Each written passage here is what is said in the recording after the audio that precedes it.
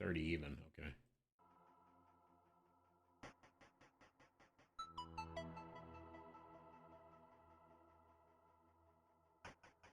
Having trouble getting things picked up. Count you guys in for commentary. Okay.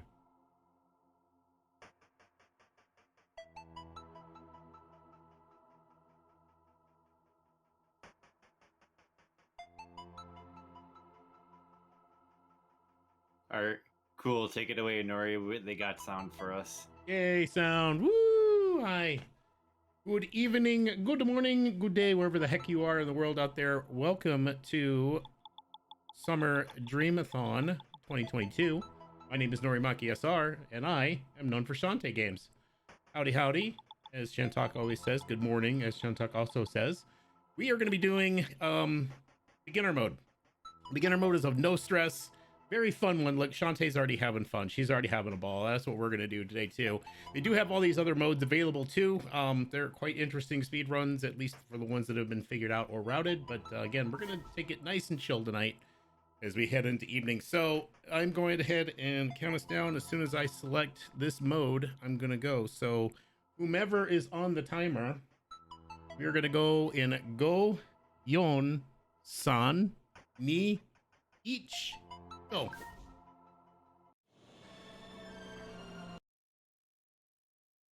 Oh, never mind. Holding on. I'm backing out. Abort.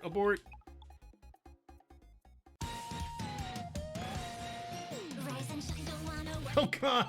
No. Killing me. All right, quickly. Well, I'll at the right. 3, 2. We good for countdown? 1. We good for countdown, Tora? Just checking. Okay, 3, 2, 1, go. All right, so Shantae and the Seven Sirens is our 5th game of the series. And this is the first game that takes place outside of the normal town of Sequinland, where everyone normally is housed. They are taking their first vacation of the day. And obviously, because there's a game for this, you're probably thinking, well, great, that probably means that nothing's going to go right. Well, we'll see. We're actually here by invite by this mayor for a Half Genie festival. Apparently, we're not the only Half Genie in the world, as we're finding out for the first time ever. And of course, you know, Way Forward always has the, hey, you got to save before you do anything. So we're going to do that, but then we got to go make friends. So we're going to go meet our little Half Genie friends out here. And did you know that in real life, if you just walk up to somebody and you press B, you just instantly make friends? Now, I'm being very selective about this power. It's pretty strong. Because, you know, you can make friends with just about anybody if you just walk up and press B. But we don't want to do that to just anyone. Now, I'm going to be trying to do specific kills here because, you know, as you saw some of these different modes, there were things out there that I'm looking for, like cards. This is the first game that brings in, you know, a little bit of a different system entirely, actually completely different in this card system where you can actually equip these cards and kind of change some abilities, change like how things work. So there's specific ones that I am going to be looking for in this run. The first one I'm looking for right now isn't a very big one. It's not really necessary, and if I get it, great, but if not, whatever. I'm only going to lose like a second. So any rate, so we didn't get the card right away, but that's fine. We've got a few other opportunities. We've met 3 of our 5 friends so far. We've got a zombie Half Genie, an electric one, and then one who basically feels like, or just kind of acts like, you know, kind of a more adult momish type. So that's who we've done here. So I guess while I'm doing this run, I'm going to talk about what beginner mode actually does. So other than the fact that this is just a super easy run, Shantae does way more damage than she did in the normal base game. The base game, her hair strikes would do 5 points of damage. As you saw me hitting some things here, I'm doing 100 points of damage. So it's she's like way overpowered for this, but that's what makes this run just kind of like really quick and going fast. All right, so we've met our 5 friends. There's Vera and Plink as well. So we've now got all of our checklists done. The other thing that goes along with this particular mode is that you can't really die in this. Normally pits and spikes would just cause like an instant, not like game over, but an instant death. You have to start the room over again. And that's really, yeah, you know, it's like whatever. In this one, you can bounce out of pits. Spikes don't just instantly give you. It's really nice. The other thing that you get is an infinite supply of auto potions. Auto potions, basically, if your HP goes down to 0, just automatically triggers, fills you all the way back to full, and you can continue your adventure. So we can't lose this run unless I get clipped out of bounds or something, which we'll hope that doesn't happen since we're doing a no out of bounds run here. If it does, well, you know, sorry, but we'll save everywhere. Hopefully we don't lose any big time, whatever. At any rate, moving on. Now the main thing is I don't want to use those auto potions just because they actually cost time. So I am looking for specific food drops and things like that, which will be more useful. This is also the first game of the series that we have actually been okay with using the in-game timer as a timing basis for the speed runs. It's accurate. The only real weird nuance with it is that it doesn't advance when you're in a shop menu or when you're in the menu in general. So those two particular things we have to have specific rules around for timing, and you know, we kind of watch for any abuse of that. So you can't just like go, I'm gonna take a half-hour break in the pause menu and then continue my run. Obviously we'll have some problems with that, but ultimately the timing is extremely solid for once, which is just a miracle when it comes to these particular games. All right, sorry, I like doing the tube bonking. Sorry, it's just a habit. It's like for good luck for me.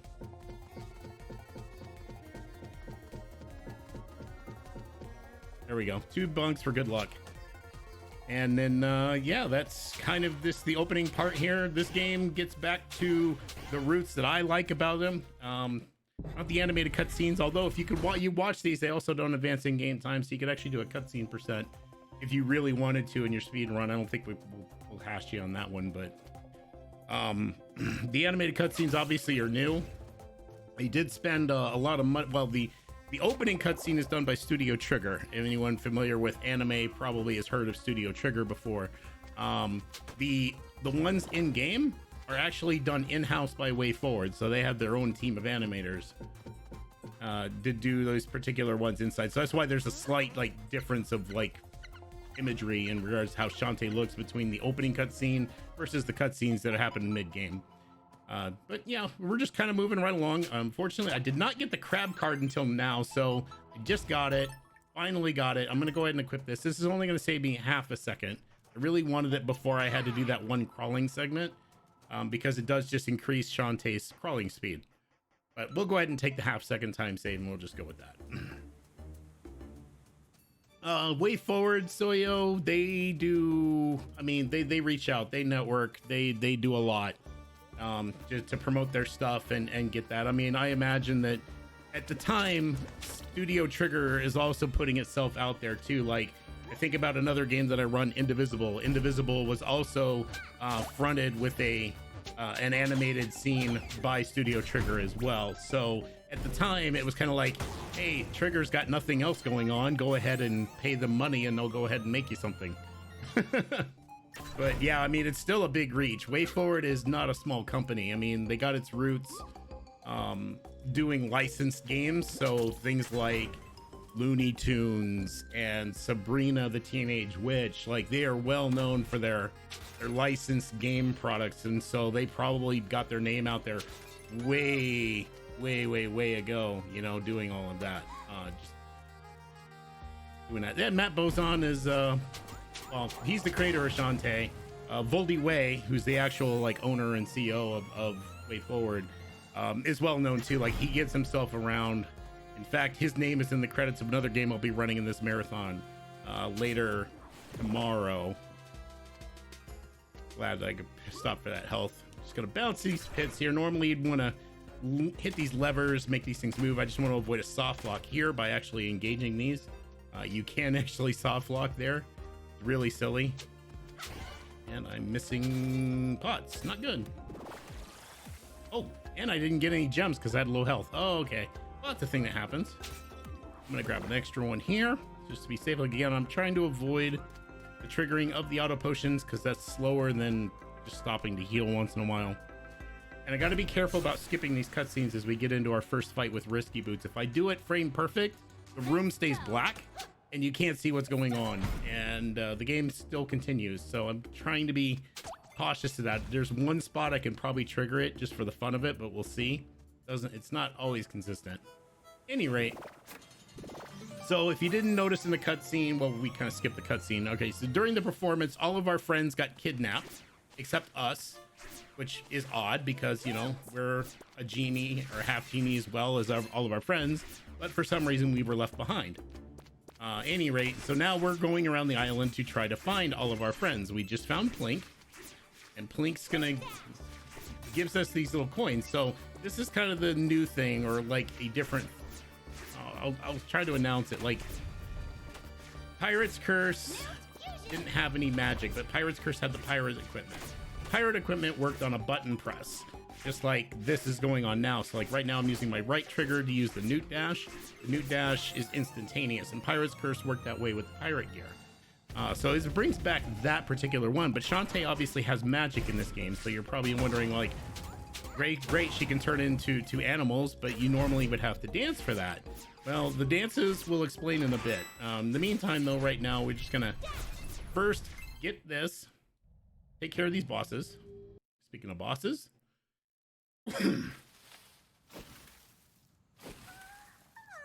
yeah, I'm sleepy too. Don't worry, we'll get over this quickly, right? Right. Welcome to Water Lily Siren, the sunbathing seaweed. She's just gonna chill on these platforms and try to remind me that Run Ruddy Tops is a thing that exists. Well, okay, fortunately she wasn't here. Okay, now these platforms are being really rude, and that's okay.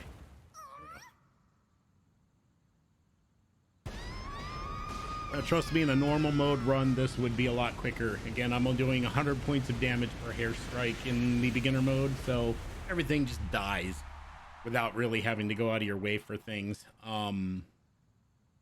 You can still one cycle that boss in the normal, like, traditional mode. The harder mode, like definitive, you can't, and I think that's the only one that you wouldn't be able to, as long as you do your setup properly. But yeah, whatever. We beat the first boss. We've rescued Plank. She's given us this Newt Dash. Send newts. We're gonna send all the newts, and it'll become now our kind of like primary source of movement for the foreseeable future.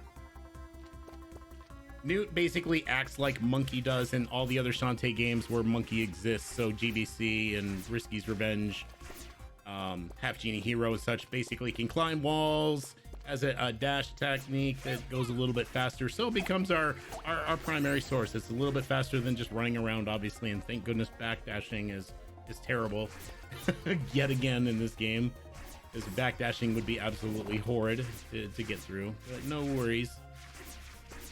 No, you did not just see me clip out of bounds. That's a hidden passageway that WayForward likes to throw into these games, so it saves just a little bit of time going around. But you know, be on the lookout. Wait, if you ever do play this game, definitely look for little alcoves. There are secrets all over this island, all kinds. Hey, look, there I am right there. There's me in the game.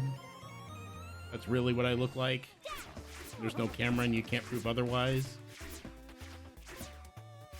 But right now we gotta basically go for our next little quest. So we're gonna go around picking up these things. Basically what we've been asked to find is something called a fusion stone by Plink, and if I can provide one for her, she will then be able to share her magic with us, and that would be grand if we could do that. So let's see what we can do on that front. We're now gonna add the warp room mechanic. So again, big old Metroidvania map. So we're getting back to our roots. This is kind of like, I hesitate to say that GBC had a big Metroidvania map. Like, there was a lot going on with that, but it rotated around the world. So if you just kept going right, you'd eventually end up back where you started. So it's kind of like going entirely around the world. Risky's Revenge had kind of a more Metroidvania style, but it was in a 3D plane. So that was a quite interesting navigation experience. And then after that, like Pirate's Curse, they started including things like hub worlds and things. So it wasn't what I would consider like a true Metroidvania map. And this one actually does. It's all interconnected. There's different ways to get to different places, different abilities required to get to certain places or take different routes. So this is a full-on actual Metroidvania experience. Right now, we just found our second barnacle. Now we just not get blown up or fall in pits. Watching out for muckmen here, which, if the game wants to not register my input, will cause me to just run into and kiss really quick. So, all right, so we found these two pieces. They are weird. We are going to need someone to identify these for us. Fortunately, there's somebody here in the shop, just chilling. She knows all about these barnacles. Puts them together. Voila. Hey, fusion stone. And we're going to do our first shop of the game. First shop of the game only includes one thing only. We're going to buy a pike ball. The pike ball basically is used as a attack item, but I'm going to use it as a way of like smoothing my movement in the next upcoming dungeon. So it's going to allow us to, one, farm up a card that we desperately need for time's sake. So we're going to hope that drops. So cross your fingers for RNG. In my practice run, I got it on like the third kill, so that's really good. This game can actually just say, you know what, you're not going to get it until it's way too late. So we're gonna see what happens here. Any rate, with that fusion stone, now Plink and Shantae have merged, and Shantae has a new magic. So magic is now the dance mechanic, basically. So instead of using the dancing to turn into animals like you would from a traditional Shantae sense, you're going to use the dancing to use magic, and we will explain or see that here very shortly. Oh, I'm just taking all the damage right now. We got a little bit of traversing to do here. And you'll notice on the top of the screen here, there are little bobbleheads of them doing their thing. Basically, in beginner mode, it's just kind of giving you a hint system of, hey, if you use my particular skill here, you'll be able to do something. It won't tell you exactly what it is, but it's just telling you an easier way of like locating things if you're looking for like 100%. Because this game was pretty tricky to hundo. Otherwise, just trying to find everything was kind of painful. Anyway. So yeah, the seer dance allows us to see hidden platforms. There's hidden gem pots and things that we can track down.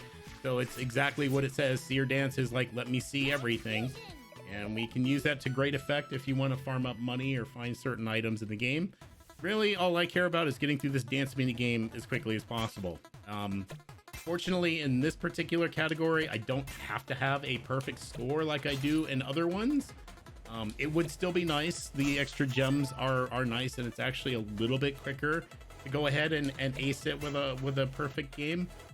In the fact that you're not, even though you gotta spend time holding up kind of like your prize at the end here, it's still a little bit faster than the game going, are you ready, and then going another round. So we'll nail it, get our perfect game here. We're gonna get a heart squid. It'll be the only map collectible that I'm gonna pick up in this run, because otherwise nothing else really matters. In this particular one, it's just too easy of a category. We're gonna get the useless object from Sad Dad here. He's very sad. His daughter is still missing, so obviously he's gonna give us this useless object, and maybe we can find something to do with it. But it's a family heirloom. It's been in the family for forever, and they have no idea what to do with it. Okay. Okay. That room's deadly. Those mermaids do more damage than they should, in my opinion. I've actually lost normal mode runs to that room. I'd rather not do that today. Again, can't really lose a run in this particular one, but you know, I consider taking an auto potion a punishment. All right, so we found a use for the useless object that opens this giant hatch, and we're going to go ahead and investigate. Fun science fact: the smaller you are, the faster you fall. Don't ask me why, but gravity in Newt is way more powerful than when you're Shantae. I'm going to blame the parachute pants. I think her pants just kind of slow her fall down by comparison. When she's in Newt form, she doesn't have those pants on, so faster fall speed. Uncle Mimic here gives us a nice little pun. We can handle it. No big deal. Also, do your research in Shantae games. Uncle Mimic is honestly the root of everyone's problems in every single game. It's all his fault. Nobody likes Mimic. All right, so with handle in tow, we're gonna now go ahead and go this way.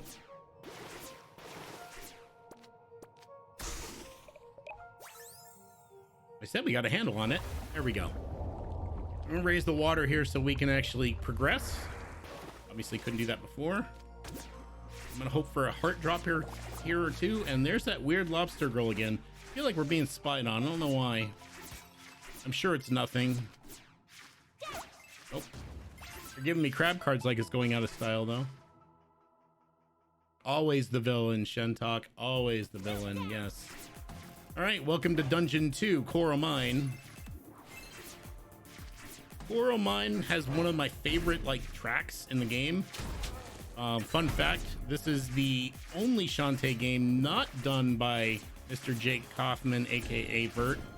He was a little busy doing stuff for Yacht Club Games when this was in development, so could not do the soundtrack. They hired 3. This particular track was done by one of the the main music guy behind Mummy Demastered. Anyone's ever played that one probably recognized the audio style from that particular game. And it's actually one of my favorite tracks just because it's a really good song and I really enjoyed the Mummy Demastered OST. Again, I'm taking advantage of the easy mode 100-point damage thing there. The quicker way to kill those guys is a little bit different. You use the chain, you can actually drop lava on them, which insta kills them, or you can just kill them old school style and whip them to death, but that honestly takes forever. Plus they can be really trolly and they have invincibility that occurs, so easier to just do that and move on with your life. Taking damage through there, and boom. As per usual with the Shantae game and dungeons, we're collecting keys. We need keys. Unfortunately, in this game, we're not gonna steal some from specific dungeons. I'm gonna go ahead and pop a heal here because we're getting a little low on health. And I'd rather get the gem there than anything. We can't, as far as I know, well, I think you can steal keys from, no, you can't steal keys in this game like you could in Pirate's Curse from one dungeon to another, which was really good for certain routing aspects of that particular game. But yeah, this one, keys are very specific to the dungeon you collect them in. 1, 2, nice. Easy puzzles. I'm sure that key is instant cooling. It's not hot at all, but she wasn't really holding it, so it's okay, right? Ooh, that was bad spawn. All right, whatever. All right, we run into Risky again. She is looking for something. We're hot on her trail, trying to figure out what it is that she's out for. And she's gonna troll me a little bit and cost me time. There we go. I only needed to hit her 4 times, but of course she had to get out of reach, because that's what Risky does. There's our friend Vera. Vera has a problem with her eyes. I bet her skin is amazing since, she's based on aloe vera, the skin lotion. But apparently her eyeballs have a big problem. I'll point it out later as to why I say that when we go to fuse with her and her magic. For now, RNG time. I need a driller card. I need one of these purple guys to drop me their card in the dirt. And hopefully they will do that soon, or otherwise those segments are going to go rather slow. We'd rather not deal with that if we could. So hopefully here in the near future, one of these guys, I'm not going to go too far out of my way for it, will give me one.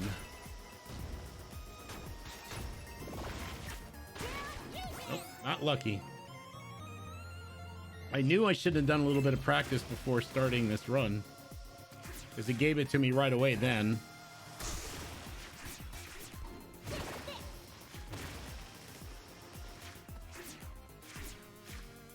It's all right. We're an old veteran at not getting the card, so it's fine.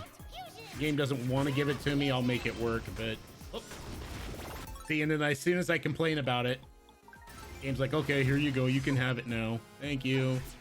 All right, so now you'll notice that whenever I go through those dirt segments, it's much faster. And trust me, you with the amount of dirt that we're dealing with here shortly, it would have been absolutely painful to go through without that card. So that's one of the more mandatory cards of the entire run. All right, we found our next boss. She calls us a shrimp. Look who's talking. RNG, we want her to go for that lever. Oh my goodness, she's actually giving us good RNG. Little thing people don't realize is that if you dig out the spot where she's about to jump to, she gets stuck, you get to do more damage. A lot of people miss that, and it's unfortunate, but you know, it's entertaining for me to watch.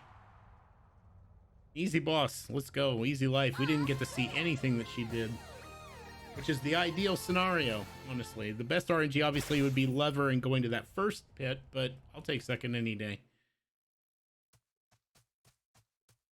All right, so Vera's happy, but I still need a fusion stone. She's gonna be like, hey, I need a fusion stone in order to help you out in your quest here to find me others. So we'll see what we can do about that front. Right now we got a lot of tracking to do. Not backtracking, just forward tracking. And again, finding that driller card is gonna be huge.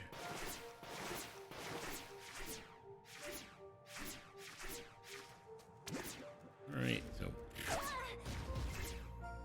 again, try to fall as newt as much as possible because again, gravity seems to be stronger on smaller objects.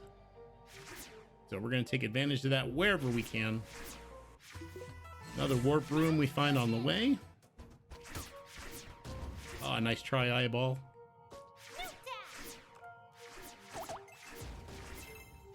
In the meantime, we'll get a nice little tour of what's going on throughout the entire map here.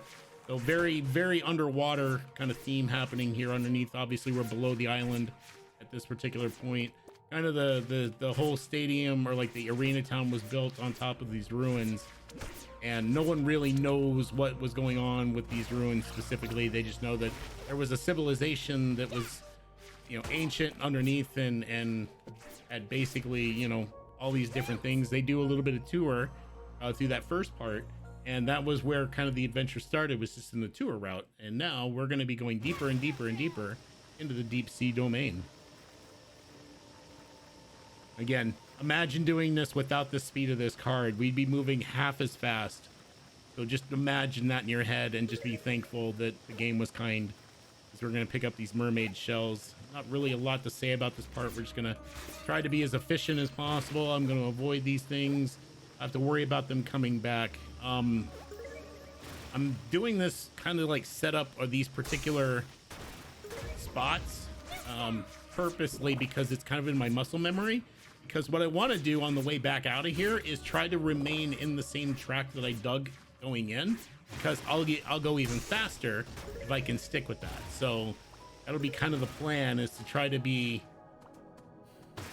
as accurate as I can to following about what I did coming in. So we're gonna loop around here really quick because we got one more to get. G hallway here. Okay, nothing bad.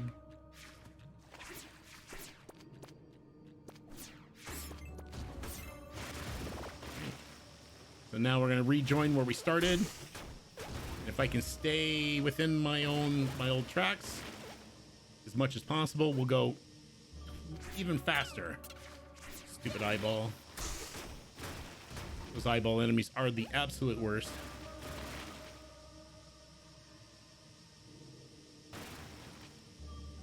Nice. That wasn't terrible. So pretty good segment overall. We got our 6 shells that this guy is looking for, and we'll have to go and deliver those so we can move forward. And of course, as Newt wants to be Newt, Newt grabs onto everything. A little too extensively.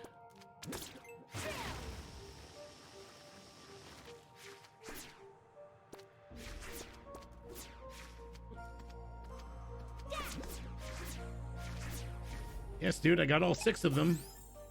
He just wants to study these. He heard that the mermaids had left them a long time ago. Gives us this lucky amulet he found. We're like, he has no idea who it belongs to. Fortunately, I do. So our friend was looking for it, and she described it in great detail. So we know exactly where this needs to go. There was the Shantae parachute pan effect, just for reference. You can see kind of how slower she falls by comparison.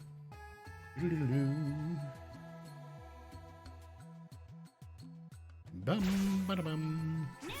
So thankfully, warping around in a Metroidvania, always a good plan for development. All right, Vera, we got it. So you can see what I mean about her problem with the eyes. She needs some Visine or something. I bet her skin is absolutely amazing being called Aloe Vera, but blink, blink, blink, blink, blink, blink, blink, blink. Where's the Visine?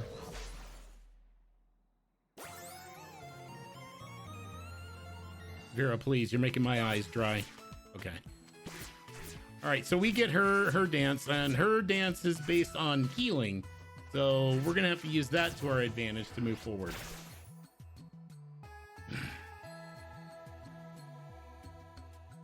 So we quickly warp our way back to the complete opposite side of the island from where Tree Town is.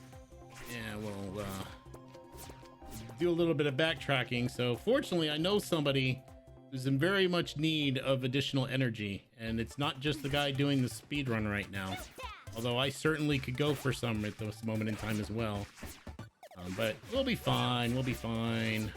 Also, you notice the Tinkerbats have decided they want to show up, and that's not a surprise considering we've got risky boots. So yep.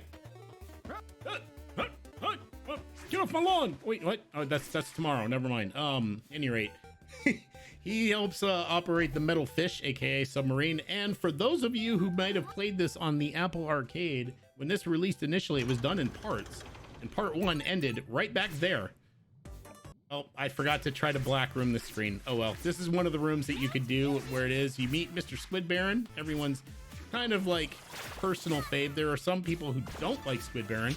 Those people are not really people, but he sends us on a quest, a gaming quest. And we have to pick up the Dagron balls.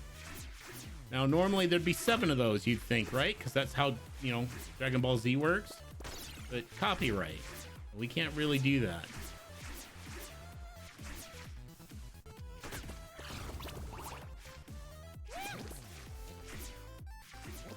Shantae, stop doing a pyramid in Dora's chat. Oh, wow. I call him out, he speeds it up. Well, rip chat. I mean, I get it. It's late. It's late. I'm probably boring everyone to sleep. This is why I was supposed to be the closing run. 'Cause I'm a boring person.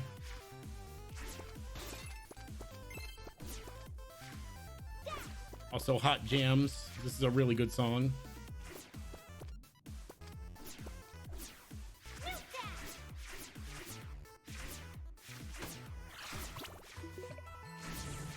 All right, another warp room. We love warp rooms. All right, so yes, the refresh dance heals petrification, apparently. This is also where the Squid Baron was hiding all of his Dagron balls. So we have all 3. So I'm sure he's going to be, I mean, considering that, like, dragon names tend to be misspelled in this universe, I would say it's not Shenron, but probably Shanren or something like that. At any rate, here you go. Dargon balls. Really good dialogue that happens here. I'd recommend you read it whenever you play this casually. Yeah, there's reasons. Any rate, one of the best songs of the game now kicks in as we find our 3rd dungeon. Welcome to C-Vent Lab, and this is the color-coded approval match for the stream. So, it was mentioned earlier, thanks for matching our games with the theme of the layout. Well, here you go. All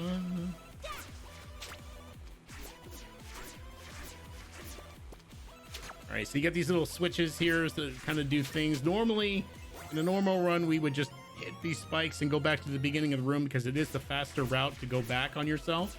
Unfortunately, in this mode, you can't take a death to spikes, so we have to actually manually walk out, but it's still faster to do this than taking the loop around. The loop around involves like a gauntlet room, and yeah, you don't want any piece of that at all. Oops. All the way down, Shantae. All the way down. There you go. All right, speaking of gauntlet rooms,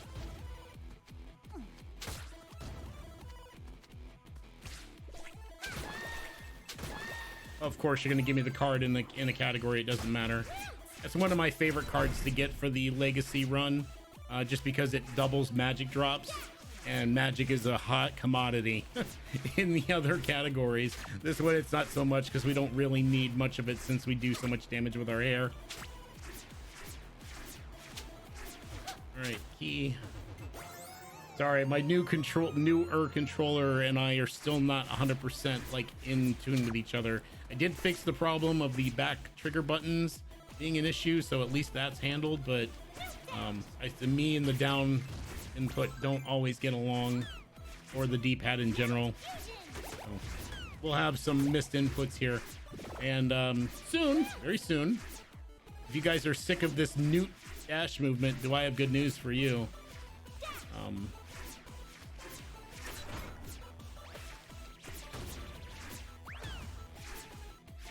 Whoops. Bonk.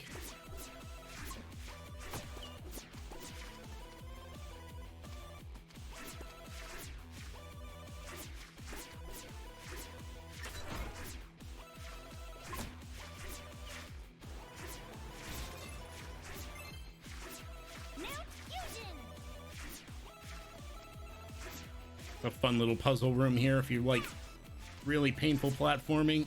Ugh. All right, final key that we're gonna need for now. Yeah, the newt movement is almost over. Well, I say that, I mean it's mostly over, but it'll no longer be, after this risky fight, the optimal movement. Let's go. Oh my goodness, you were being such a troll, Risky. I really don't want to see her jump in the air because I can't deal the damage that I need to take her out. So that's unfortunate, but whatever. She just likes to eat time. Hi, Zapple. How are you? I mean, fine, I guess, you know, other than being stuck in a cell.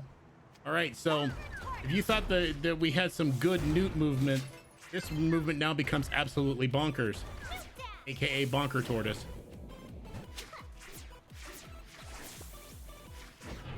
And this is not really intended. Like, again, this is a beginner mode exploit because of the fact the spikes don't instant kill you. You take that as a shortcut to get here. Normally, you'd have to go all the way to the bottom of the dungeon, around, and blah, blah, blah, blah. Nobody's got time for that. So we take that route to quickly get us to where we want to go.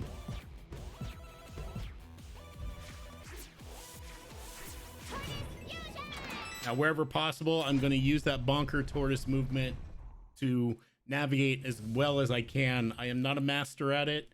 There are people that are way better at using bonker tortoise than I am, but I do my best.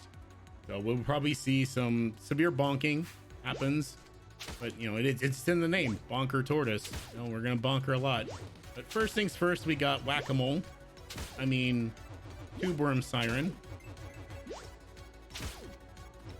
Probably one of the most unremarkable and easy bosses in any of the modes. There's not really a lot going on here. And it's not just this, just even her second phase is kind of like, not a very memorable boss. Oh, jeez. I'll take that. Nice double at the end there.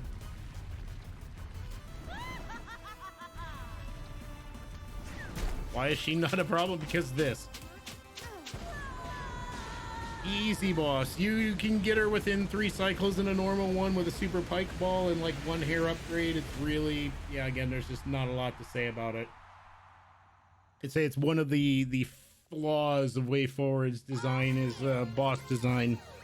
Not the most engaging. Sometimes they come up with a good one. Other times, you know, we got what we got. All right, so that's now 3 of our friends found. Yeah, truly. All right, so again, bonker tortoise movement. Look how fast this is. Definitely the way to go. Oh, well, when you can. Oh, wait. I do this a lot. I almost go the wrong direction. Definitely want to make sure we go the right way. Saves you time. Go figure. One thing to note about this game is, you know, you see all these loading screens, right? When Shantae appears in the black screen, bottom right-hand corner. When this game first came out, the loading times were absolutely abysmal on everything. You could have the most top of the line PC, and it would burn 100% of your CPU usage. I think the highest I saw for like anyone with a really good build was like 80%. Mine was 100%. Most people that I knew at the beginning and the outset, all 100% usage, and it was painful. It was extremely painful. They finally did patch that out and fix the loading times, but I feel that this game got overlooked by a lot of people that might have stayed around it, just because they couldn't deal with that and then moved on to other projects, which I totally understand.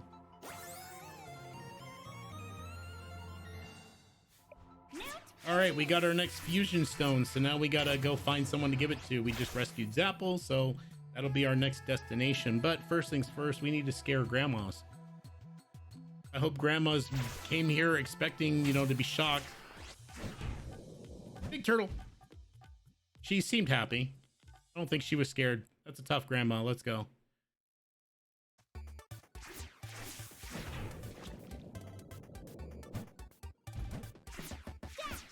Well, hi, Grandma. I'm Norimaki SR. Oh, stupid freaking. Hate those things so much.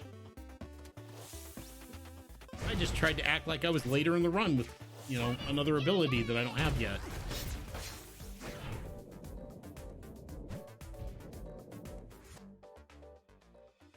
Do, do, do, do, do, do, do, do, do.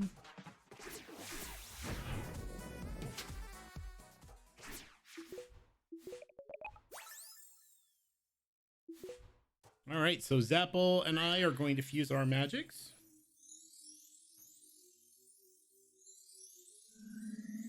Given her name, I would say that the result will be quite shocking. Spark Dance.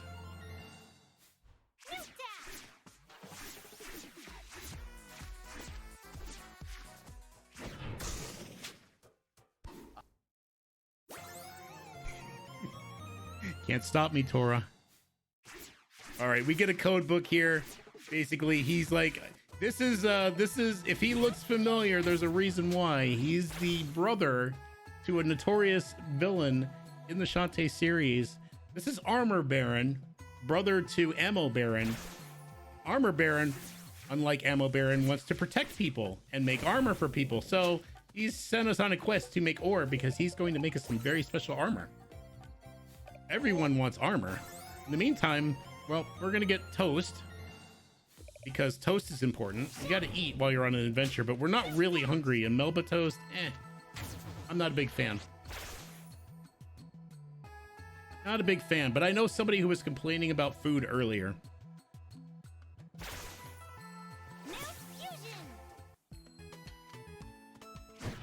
Yay, thank you for taking my buffer. Hey, Bolo, first time seeing you. Have some toast. Don't mind that it has a boot print on it. It was being stood on. I'll take these nuts and bolts off your hands. Good trade. Let's go. All right, so we've done that. Now it's time to go find some ore. In order to make armor, obviously you need ore. So let's do that. We're gonna go back to where we started the whole thing, back in Arena Town. I'm gonna try to scare Grandma properly this time. That's better. Melba toast, from what I understand, is related to salad, kind of like crouton, but like a full thing of toast. Look it up. So we're gonna use our newfound Spark Dance power to turn on windmills. You'll notice I'm leaving the screen because it skips the animation of all that dust blowing away. Much faster, much faster option. We were so happy when we discovered you could do that because, oh my goodness. Oof. All right. Gotta fix this one. This is where the nuts and bolts come into play. Shantae can be your own percussion. We'll see how it works out. I mean, it's just armor, right? We've had bikini armor in previous games, so this can't be much worse.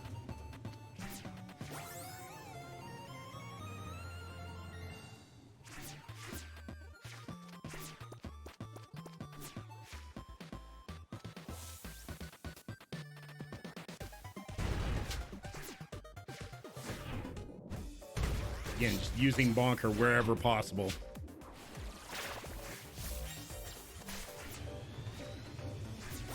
Red Shantae, best Shantae.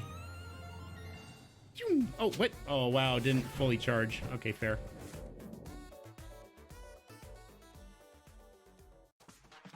All right, now equipped with armor, or ore. We'll take it to our friend Armor Baron. He's very happy. Very happy. Yes. Very happy. Yeah. And we're now equipped with armor that we can't move in. It's extremely plastic, and we've been sold as collectibles to the Squid Baron, who's now mad because his toys are rebelling against him. This is actually a very funny scene. Highly recommend it.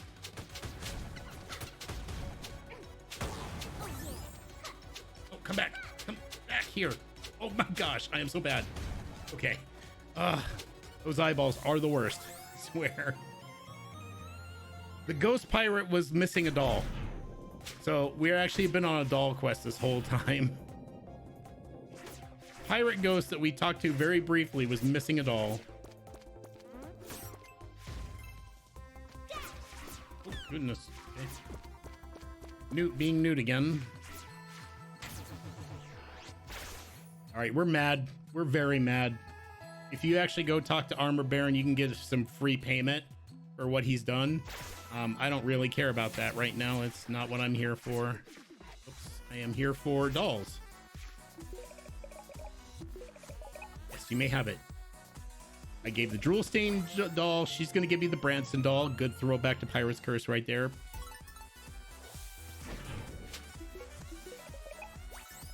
This kid wants Branson, so he's going to give us the manly doll.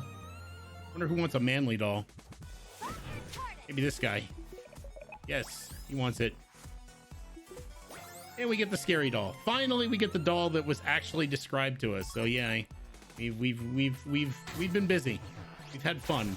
We didn't get our armor though, unfortunately.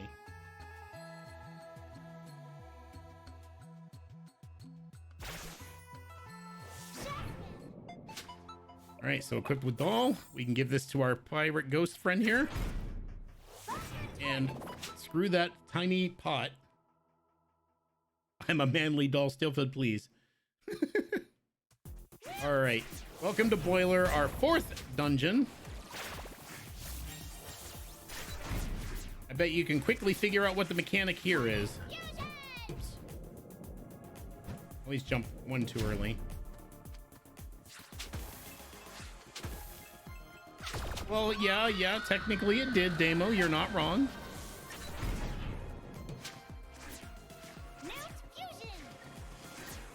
Oh, no! Oh, game.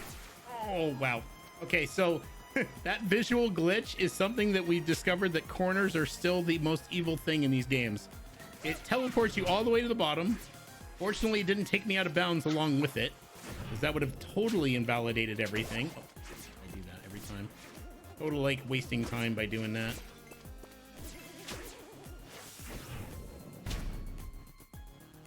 But I'm glad I got to show that off, because that's another thing that you have to be cautious of in these games is corners. They are evil.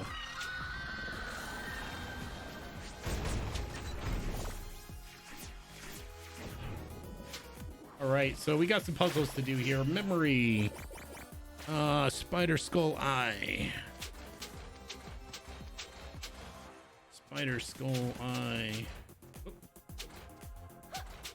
I only memorized the first 3 because the last one you can just mash and whatever. Easiest way to go.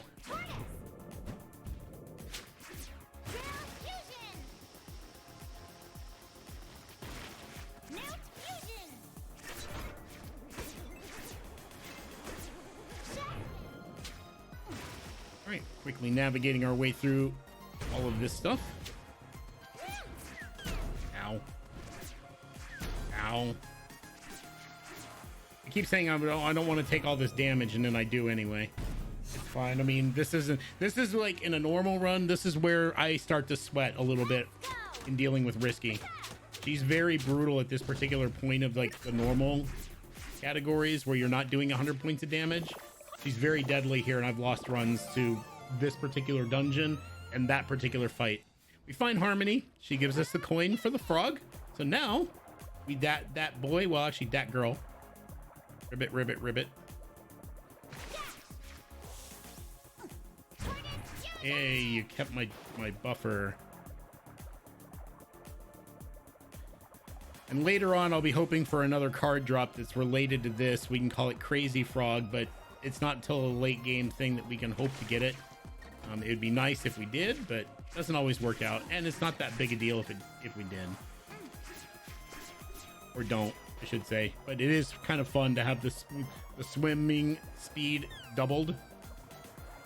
Again, taking advantage of beginner mode here. These things, if you touch them, would just insta-kill you like spikes would do and send you back to the beginning of the room. But they don't do that in this mode. And speaking of spikes and cheaping them out, I'm cheaping that particular bit out too. Saves a little bit of time to go that route versus the intended way around. Minor optimizations as we take care of these very easy gauntlet rooms.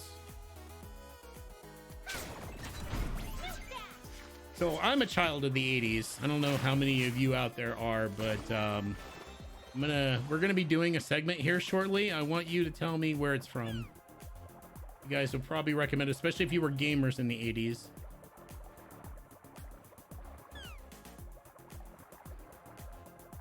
No fair if you already know.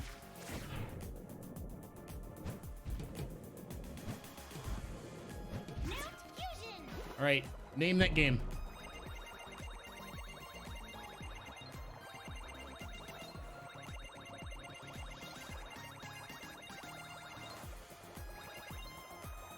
It's one I'm very bad at.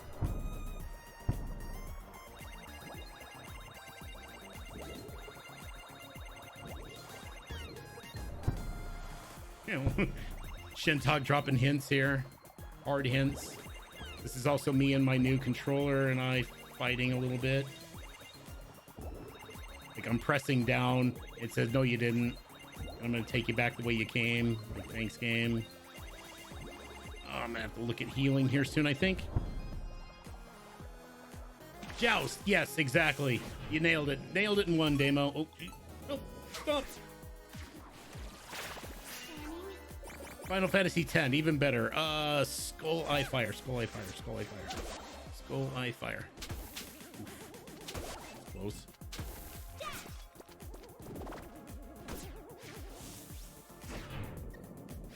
Close. Oh gosh. Long time to remember this code too. Skull Eye Fire. Skull Eye Fire. Skull Eye Fire.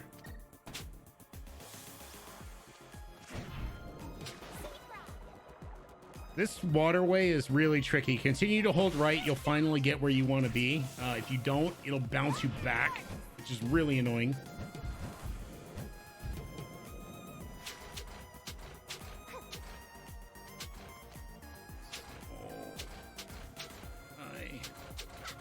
Fire. Claw.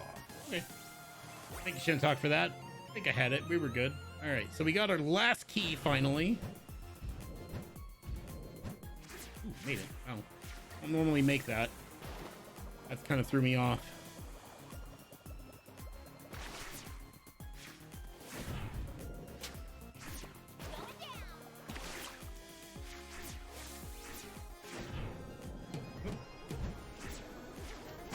I realized it was a bad idea what I was trying to do there. I was like, yeah, that's not gonna work. Normally I just dive right through here without a care. And I'm trying to avoid using the auto potions. I haven't gotten a lot of food items in this run. It's been very food sparse. Just been quite interesting because normally I get more food than I know what to do with. And not this run. Of course, marathon, right? We're gonna get minimal. We're on a diet. Good job guessing on what that game was. Most appreciated. You know, there was a 99 version of it recently on the Switch network, which was really cool too. All right, Anglerfish Siren, probably my favorite intro. She's an RNG nightmare. We're actually getting really good boss RNG. Other than the first one, which gave us bad pedals, every boss since then has been perfect. Other than, I mean, that one high spawn, whatever. But in this mode, doesn't really matter. Just kill her. That boss can be a real pain in normal modes though, because you're 3-cycling her. Even with the buff setup that we set up and do, it's still 3 cycles. It just takes forever. And you hope that she doesn't top spawn because it couldn't lead to a 4th. All right, so we now have all of our friends except for the half, the zombie one. This is me forgetting where to go. This happens every run. Okay, I remembered. Last second there, I remembered where we go. Start to get all those warp pads, and you're like, ooh, choices. That's fine. I say we don't need her. I say we don't need her. Can we just skip that part? No, because no out of bounds category. Also, this game has some very tight controls around being able to skip content. You can get into other dungeons early with the weirdest out of bounds trickery that you've ever seen in a game, which involves jumping and turning in midair 100 times or so, 100 to 140 times, depending on how good you are. And then you can kind of like clip through all the geometry. It's also the most boring out of bounds in the world, because who wants to just stand in spot and jump 140 times? Not I. That was a side effect of the patch. The out of bounds was a lot more fun when we were using things like Bonker Tortoise to be able to get out of bounds, but unfortunately they did patch all that out.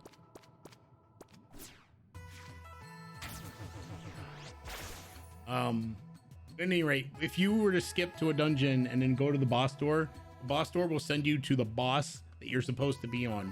So there's like a hidden flag system going on in the background. You haven't beaten the first boss, and you go into the door that's to the left here for the boiler. You end up fighting the Lily. You end up in the first dungeon. So you don't get to skip content like that, as unfortunate as it could be. Oh boy.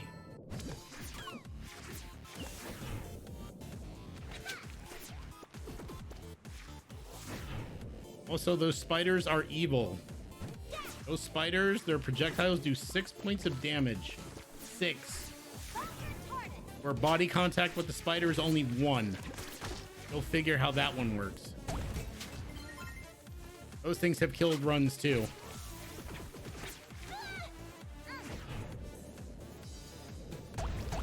Also, this is a banger. This is quite the banger. Sadly, we don't get to hear very much of this song, but that's okay, because the one after it, pretty good too. All right, so as we swim our way out of there, we're now gonna go and find where Harmony went off to.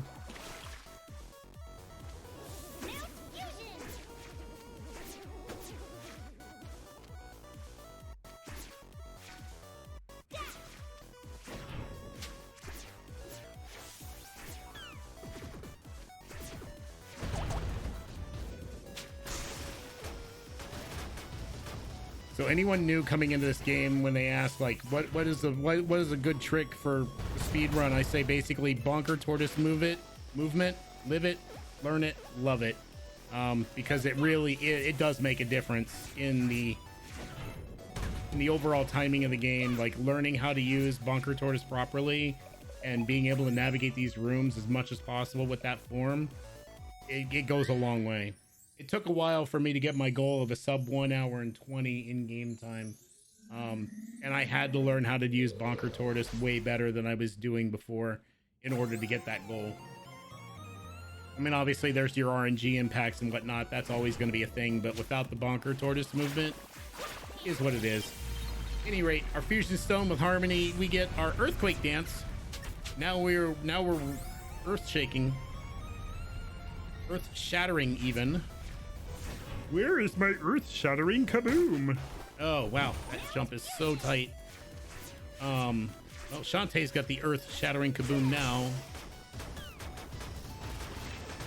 We're going to use it to great effect to be able to do things. Now, it's a very powerful attack, but it's also one of the slower animations. So in other categories where we use magic as a way of dealing with certain rooms, like in an area like we're going to be coming up to shortly, we would avoid using that one as much as possible.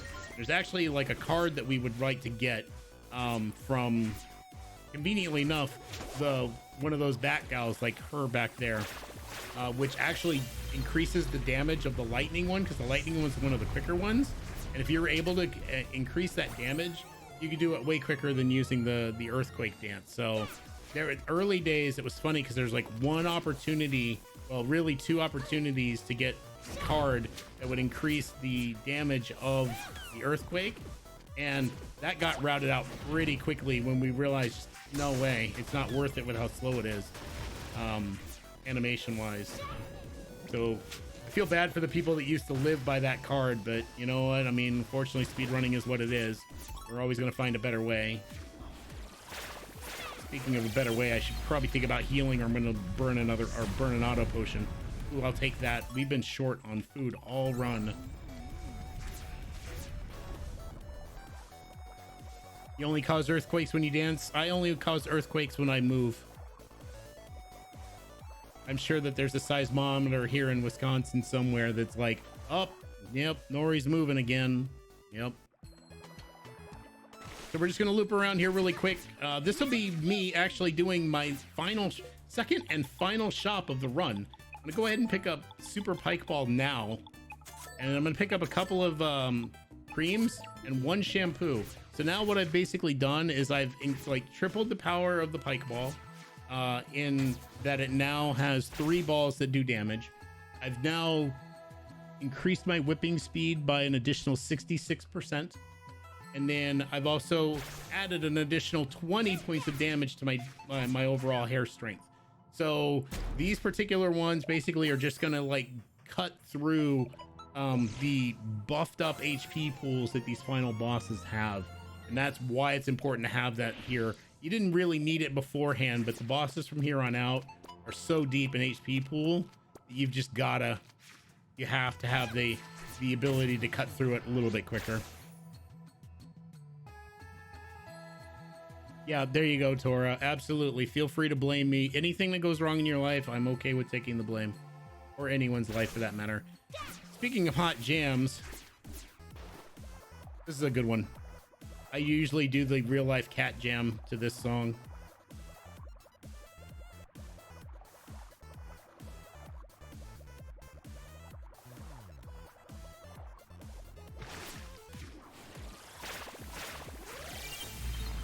So you're probably wondering what's going on. We've met that ghost at the bottom of that shaft twice now. That ghost was the original guardian genie of this island.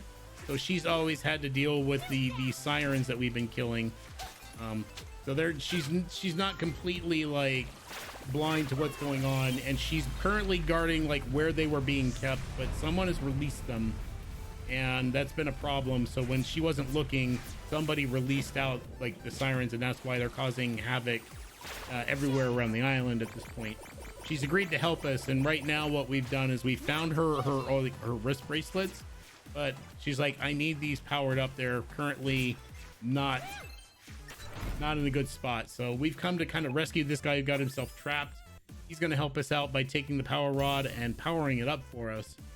And with this, we're now going to be able to turn on the power systems of what's going on down here. I'm going to say exactly what it is fully yet. There are things happening though, that's for sure. As Risky is getting more and more kind of like intent in her search, she knows she's getting close to what she's looking for, and we're a little concerned about that, as we should be. Her Risky boots.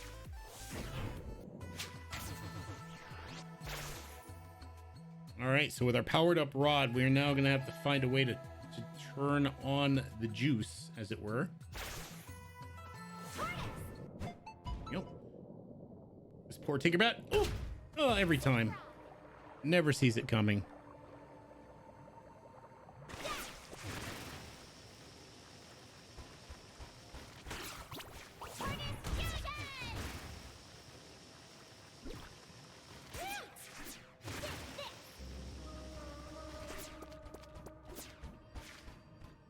Might recognize this room. We were here not too long ago. All right, a little bit more time for Waka Waka Waka.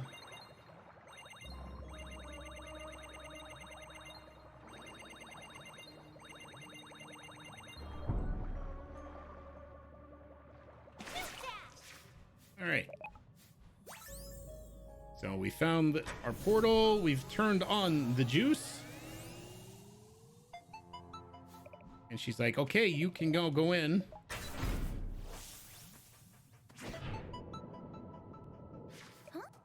All right, so all of our friends meet us here via the metal fish.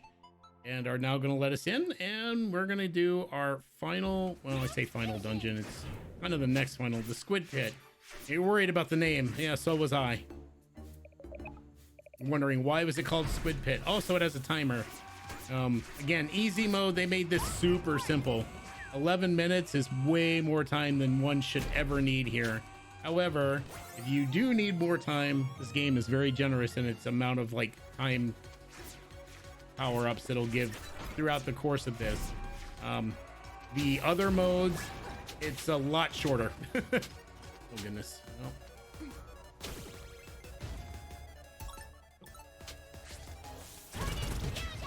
You see me try to use the Bonker Tortoise to great effect here to take out some lower monsters.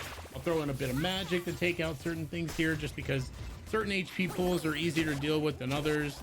And also I don't feel like eating 6 points of damage if I'm going to be sloppy with these red spiders. Which again, they just hurt. And then the Super Pike Ball is literally just for those slimes because it's just a quicker way of dealing with them. And like I said, you get little clocks from these little pots here. So if you're really feeling the pressure, feel free to open up as many of these pots as you feel you need to. You'll get plenty of time back. I'm just hoping for a lot of food drops right now. That's something that I have just been sorely missing this entire run. Fortunately, we haven't used any like auto potions. So considering how few the drops have been, we've been playing pretty clean.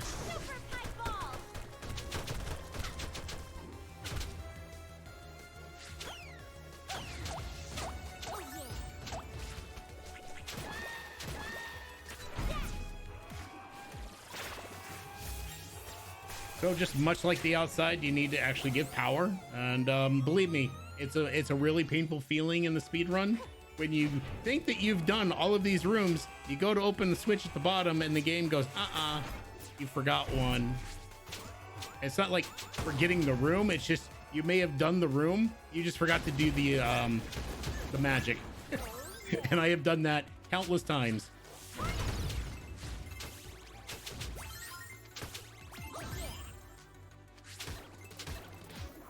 So these gauntlet rooms are just be as efficient as possible, kill things as quickly as possible. You can do that, you'll make things a lot better for yourself. No cuddle puddles, thank you.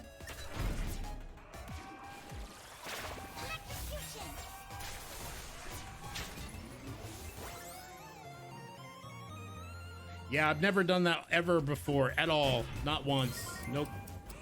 Not me, no sir. Totally was referring to other rooms or runs that I've watched or verified over my years of being a mod for this game.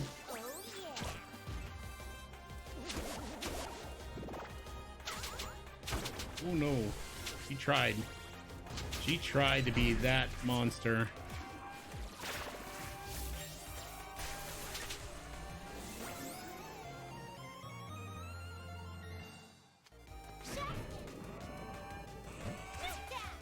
Oh, cornered again. At least it didn't teleport me all the way to the bottom.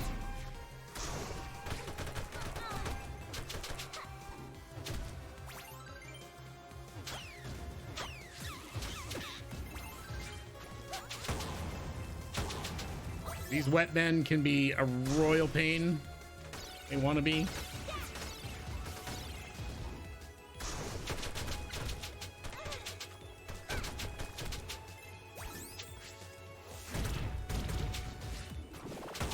They can block all day long if they really choose to. I'm glad that they are choosing not to today.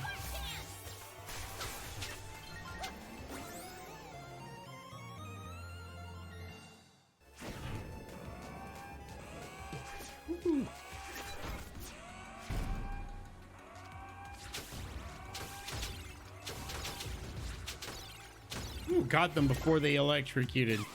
The yellow bats, they turn on like electricity and then they become, I would say, immune to like normal attack, but you can still kill them with an electric burst. Oh look, there's the card I would like in a normal run.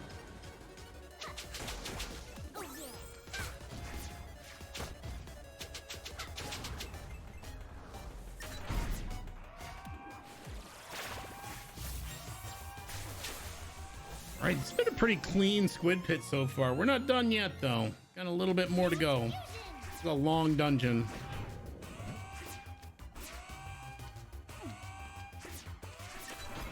Just because you got so many rooms to deal with.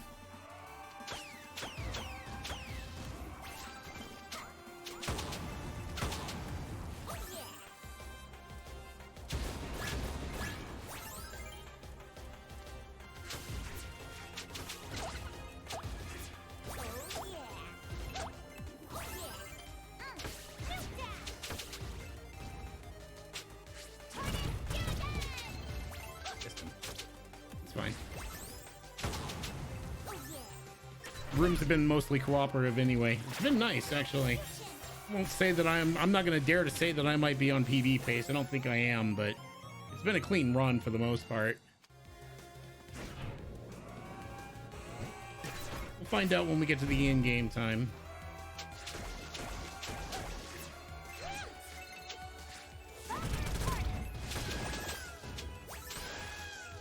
Well, I'll take salmon all day, game. Yes, please.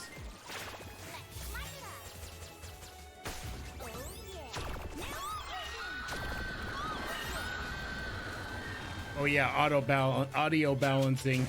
The screams sometimes are just like, really?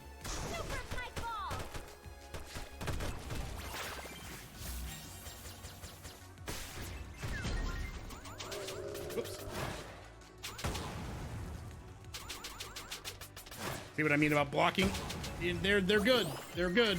They're very good at what they do. Right, this is where we find out that I forgot one.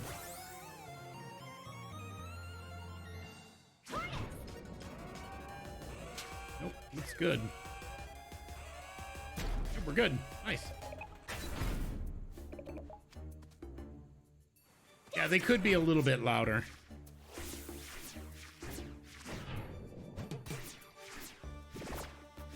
All right, Risky is getting very mad.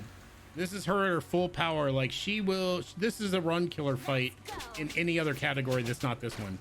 She's just going to suck time by, you know, again, going out of reach. But in a normal run, like, you saw how much damage I was doing. So just think about that when you're doing maybe 5 to 8 points of damage per hit. Just keep that in mind.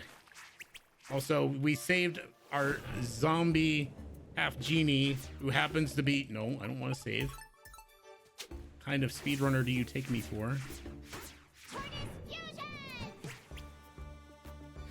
She was jealous that we were going to go on vacation, thought we were going to go without her. Shantae, of course, is like, of course I'm just going to invite you, you silly goofball. To which Roddy should have been like, yeah, I should have known. But, you know, Roddy has to be the troublemaker, so. Take note of this, boss, if you play this game casually. And then think, you know, it'll be a nice throwback to an earlier conversation in the game.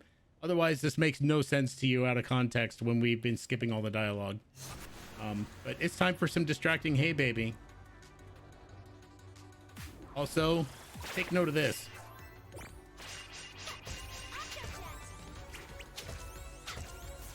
When we first... Oh God, I've already forgotten the code.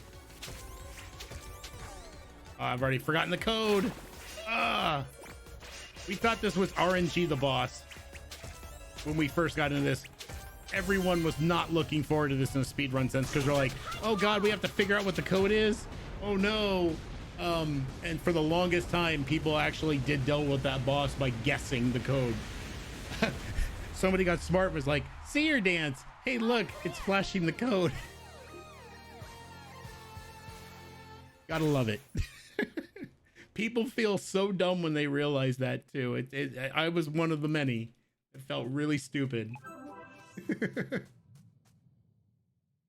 All right, so that's it. All of our half genie friends have been restored, plus Roddy Tops. But now we've started something going on, and we need to get the heck out of here. Fortunately, no escape timer, so it's not like Super Metroid. It tries to put on the tension like it, but in the meantime, I'm gonna hope we get a card here. Oh, we are so good today. Remember saying about getting a card from one of these guys? These were the ones I really wanted. Crazy Frog is a go. So we're going to have some really good swim speed here shortly.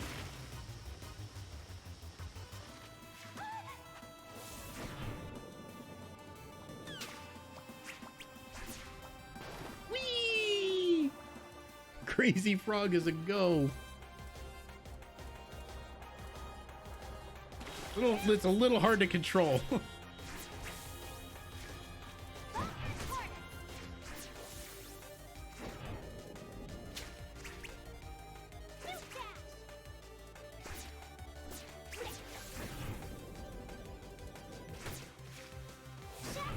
right, good escape. Risky basically presses a button, beep, as demonstrated. Things happen. Nothing really good occurs. She just gets herself a new ship. Well, she's trying to get herself a new ship. We got to try to stop that. But she's like finally revealing what she's been after this whole time. And of course, it's nothing good. I am going to heal because I take damage here on purpose just to get through quicker. But it's enough to cause an auto potion, which again, slower. Right now, we gotta basically just kill the solar powered generators that are currently soaking up energy around the island. So this is kind of like an interim part. It's really boring. There's not really a lot to talk about as we just try to navigate around this as quickly as possible. If this was one of those marathons that had donations, man, I'd be like, read away. I mean, if Tora wants to come on and plug other things that are going on with the marathon, she is more than welcome to. Literally, I don't have anything to say about this part other than just got to go fast.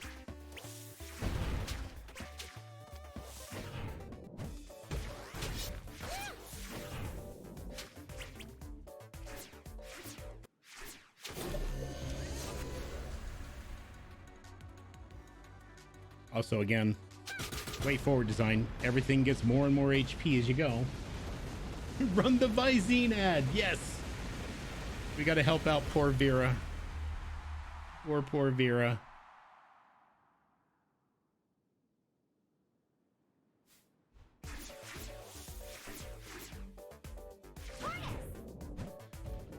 All right, faster to come over here to get to the warp zone than try to backtrack all the way to all the garbage that we were doing or came from before.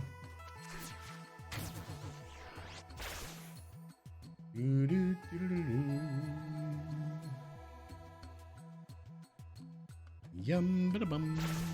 All right, 2 more to go. We're almost there. We're halfway done with the solar panels. We don't want this island being eco-friendly.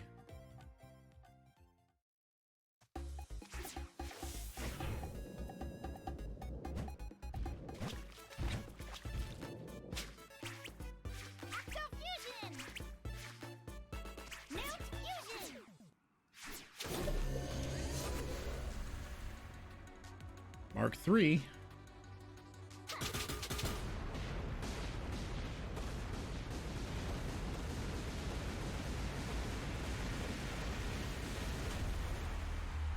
We get back to the main town. I'll give one Easter egg away.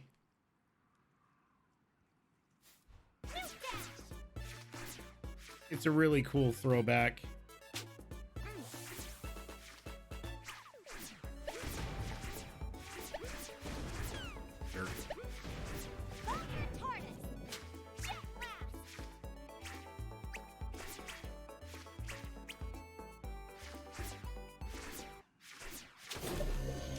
All right, final one.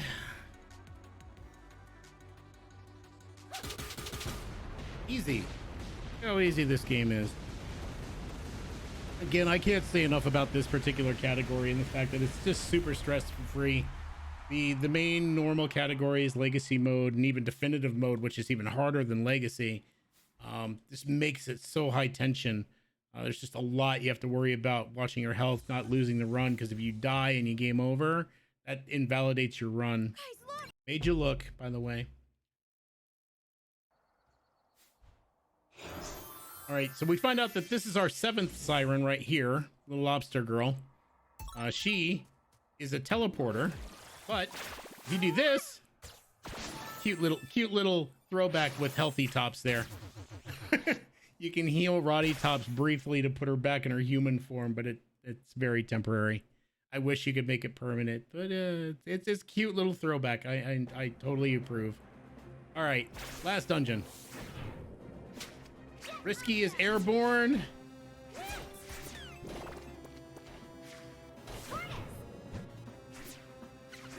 Risky is airborne, and we've got to stop her. There's only one person who can do it.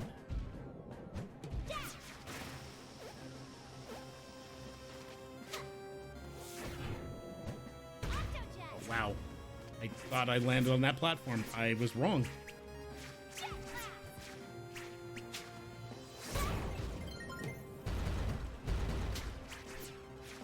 All right. Let's try to get through this movement as quickly as possible, basically using all of our techniques.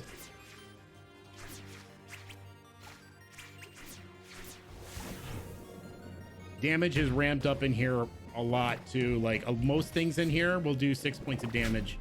So again, 3 heart run can be dangerous. Fortunately, again, this is beginner mode, so we don't have to worry about that too much.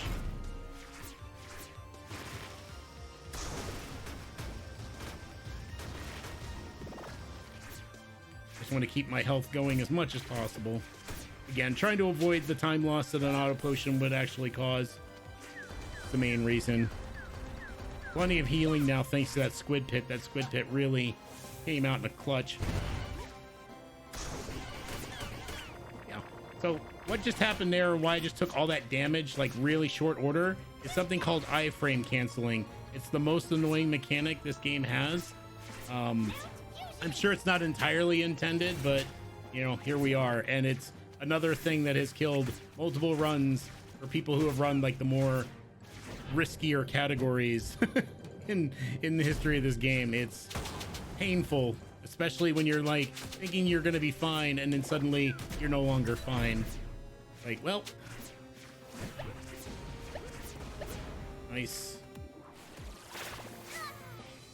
Too much water to swim through here without doing that, so we're going to make sure that we cure it, because again, we'll just trigger auto potions all day. And we don't really want to do that.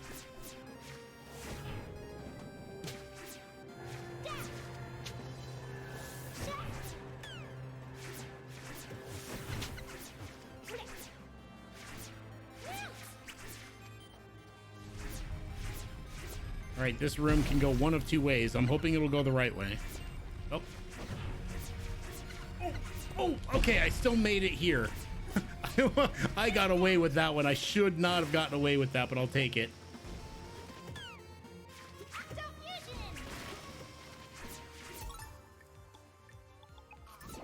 Pokeball is my favorite food, so we'll go with that.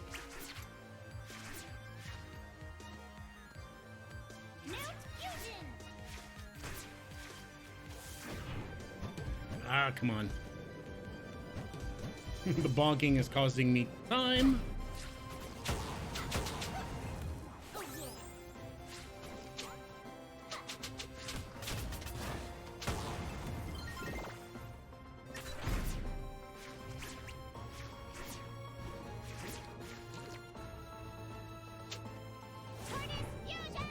Good dodging there.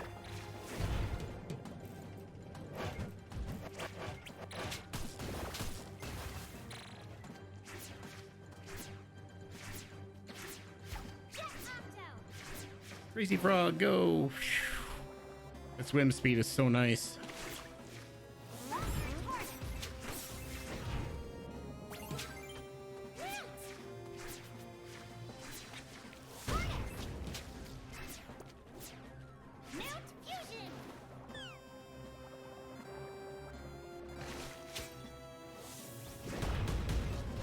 Waited just a little bit longer there because the swim speed gets you in position way sooner.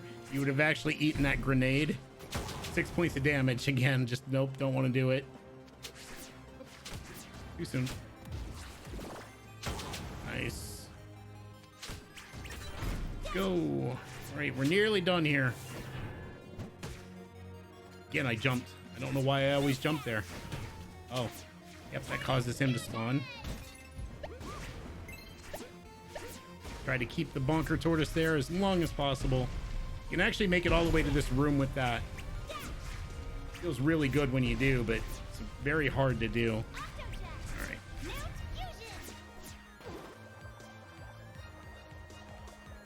My goodness. Problem with the swim speed increase.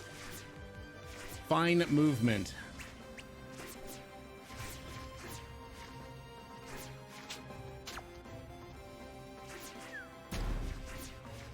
All right, couple more rooms.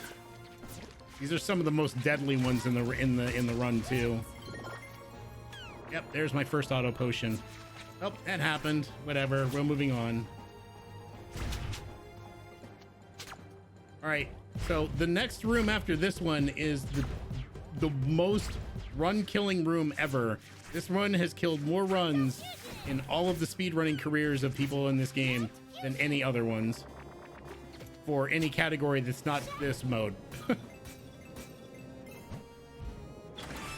Because of the fact that, you know, again, you're not coming in there with a bunch of auto potions and things like that. It's basically you versus all of that damage waiting to happen, and it happens quickly.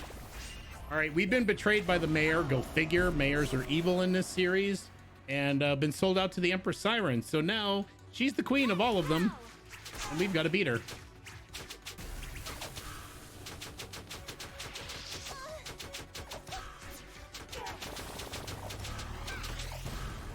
First stage done. Let's go. All right, we got one more round, so we got time coming up soon-ish. We got a huge RNG point right now. Second phase of her is will go one of two ways depending on how it goes, and it's got one of the worst mechanics in the game, in that these rocks, these floating rock platforms, love to eat your jump inputs. You think you land on it, you don't. You actually have to like put an actual effort of standing on them before it'll refresh your jumps. So you're trying to be fast, and it'll get you a lot of trouble. This is not exactly what I would like to see start-wise. Oh, goodness. No, this is really not what I want to see. It would be nice if I had more platforms. The problem is the lower ones. Oh, goodness. No, and there's our problem. We don't have enough to work with. So sometimes we take the big fall.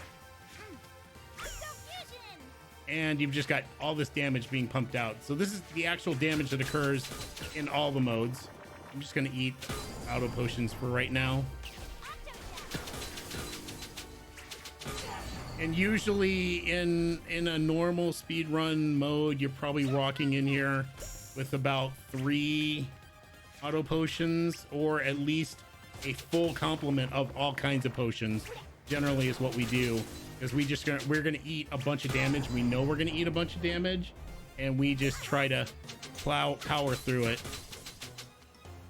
So this has been the spawning locations of those gems completely random. There's an example of the jump inputs being eaten, but we've got 3 more sets to go.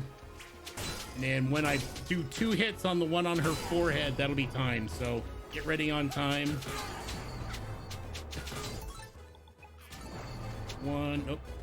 1, nope. 1. Come on, Nori. Time. Hit the dang button. Oh, definitely not going to be a PB. That was really sloppy, but otherwise, basically at the last hit on that gem is GG. We have saved the day again. Unfortunately, Roddy Tops is basically confirmed the true hero of the story. I wish I was making that up. Bolo, you don't get screen time. You're still in timeout, sir. You know what you did. The day was saved.